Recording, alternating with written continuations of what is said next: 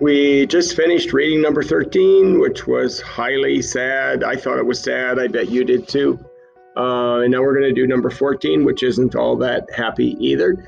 There's so many times when we read, what we read isn't always happy because life isn't always happy. And so the more feelings that come forth in the book, the more it grabs to your heart and it becomes a part of your mind as you read. So here's reading number 14, starts out on page 116 if you are following along in a book. First chapter is called Comfort. All day I try to comfort Ruby, but what can I say? That Stella had a good and happy life, that she lived as she was meant to live, that she died with those who loved her most nearby. At least the last was true. It's a powerful paragraph, that one.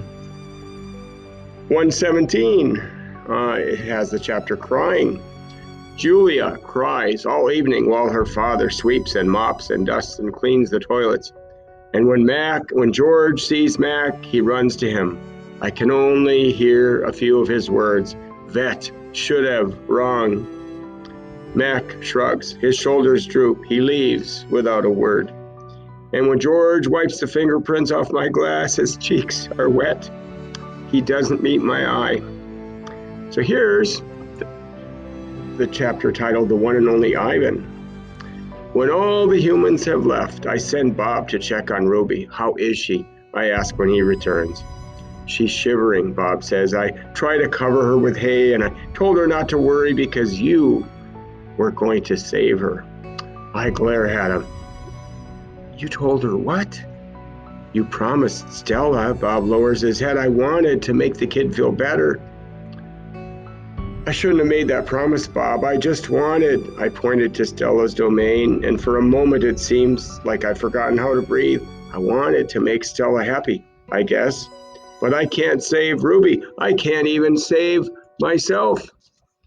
I flop onto my back. The cement is always cold, but tonight it hurts. Bob leaps onto my belly. You are the one and only Ivan, he says, mighty Silverback. He licks my chin, and he's not even checking for leftovers. Say it, Bob commands. I look away. Say it, Ivan. I don't answer, so Bob licks my nose until I can't stand it any longer. I'm the one and only Ivan, I mutter. And don't you ever forget it, Bob says. And when I gaze at the food court skylight, the moon Stella loved is shrouded in clouds. The next chapter is called Once Upon a Time. All night, Ruby moans and sniffles. I pace my domain. I don't want to fall asleep in case she needs something. Ivan, Bob says gently, get some sleep, please, for your sake and for mine. Bob can't sleep unless he's on my stomach. I hear a stirring. Ivan, Ruby calls. I rush to my window. Ruby, are you all right? I miss Stella, Ruby sobs, and I miss my mom and my sisters, my aunts and my cousins too. I know, I say, because it's all I can think of.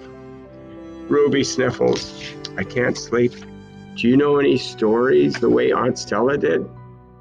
Not really, I admit. Stories were Stella's specialty. Tell me a story about when you were little, Ruby pleads, and she puts her little trunk between the bars. Please, Ivan. I scratch the back of my head. I don't remember things, Ruby, I admit. It's true, Bob says, trying to be helpful. Ivan has a terrible memory. He's the opposite of an elephant. Ruby lets out a long, shivery breath. Oh well, that's okay. Night, Ivan and Bob. I listen to Ruby's soft sobs for a long, horrible minute. And then I hear myself saying, once upon a time, there was a gorilla named Ivan. And slowly and deliberately, I try to remember. The next chapter is called The Grunt. I was born in a place humans call Central Africa, in a dense rainforest, so beautiful, no crayons could ever do it justice. Gorillas don't name their newborns right away the way humans do. We get to know our babies first. We wait to see hints of what might yet be. And when they saw how much she loved to chase me around the forest, my parents decided on my twin sister's name, Tag. That's cool. So that's how Tag, his twin sister, got her name, because she played tag with Ivan.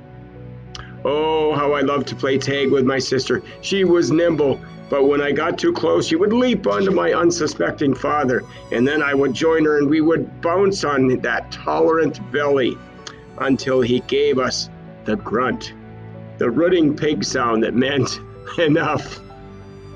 That game never got old, although my father might have disagreed. The next chapter is called Mud. Why do you think it's called Mud? This is kind of a cool little chapter. It didn't take long for parents to find my name. All day long, every day, I made pictures. Even when he was little in the jungle, Ivan made pictures, and now he does it in his domain. Oh my gosh, that's cool. I made pictures. I drew on rocks and bark and my poor mother's back. I used the sap from leaves. I used the juice from fruit, but mostly I used mud. And that's what they called me, Mud. To be a human, Mud Knight might not sound like much, but to me, it was everything. So that is the end of our reading number 14. And here's what I'd like you to do. I'm switching it around, so you're going to do your writing, your predictions, questions, feelings, and thoughts on a Google Doc instead of a form, because that way we will better be able to share it and see what everybody is thinking. And so at the beginning of each Google Doc, I want you to write just a little summary. I don't want it to take very long, but a little summary of what this chapter might be about. And if you don't know, like with any tutorial video, you go back and you hear it again, and then you really are thinking, hey, what do I know from the reading? Because listening is just like reading. You have to think about what is said. And so it'll be really fun to share what you put on the Google Doc, which we're starting today.